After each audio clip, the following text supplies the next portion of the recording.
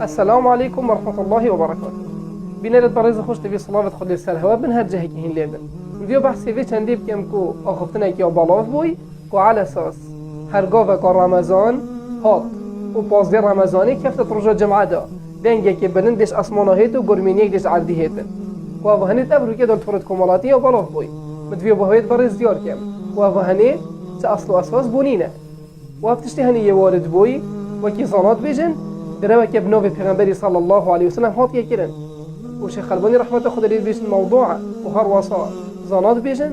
او هنی چه اصل و اساس بونینه و هر واسا ابن باز رحمت خدا لید بیشن دروا که بدید پیغمبری ونای صلی الله علیه وسلم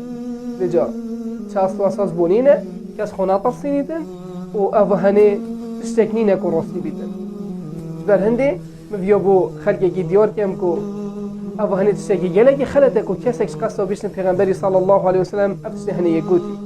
برکو پیغمبر صلی الله علیه وسلم حدیثه که لو بحث کردید بیشتن هر کسی که تشتکی بناوی مبیجیتن